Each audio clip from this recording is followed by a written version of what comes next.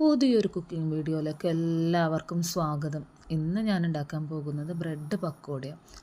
ഒരു സവാള, വേപ്പില, ഇഞ്ചി, വെളുത്തുള്ളി, പച്ചമുളക്, കുറച്ച് മല്ലിയില കൂടി വേണേ.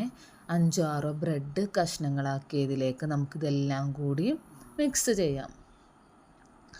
എൻ്റെ കെട്ടിയോനാണ് ഈ കയറിയേക്കുന്നത് ഇന്ന് ഉണ്ടാക്കാനായിട്ട്. കുറച്ച് കഴിഞ്ഞ് പുള്ളി ബാക്കിലേക്ക് പോകും.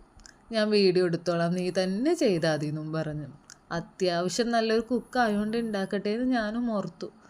പക്ഷേ പുള്ളിക്കാരൻ പറ്റൂല എന്നും പറഞ്ഞ് പുള്ളി പുറകിലേക്ക് തന്നെ പോയി.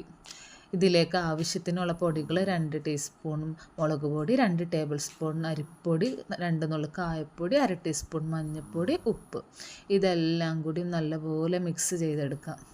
നല്ല രീതിക്ക് തന്നെ മിക്സ് ചെയ്തോ. നല്ല മഴ പുറത്ത് അല്പം വെള്ളം ചേർത്ത് കുഴച്ചെടുക്കാം.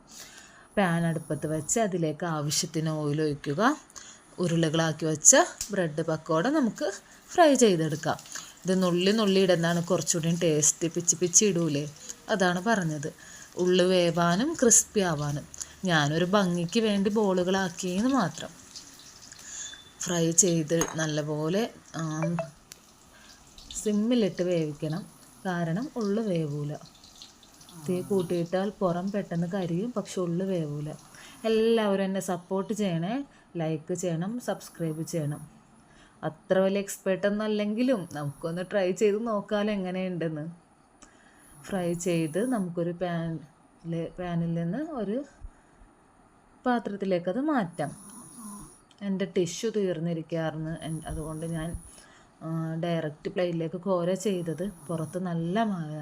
അപ്പോൾ എല്ലാവരും ട്രൈ ചെയ്ത് നോക്കണേ, എന്നെ സപ്പോർട്ട് ചെയ്യണേ, സബ്സ്ക്രൈബ്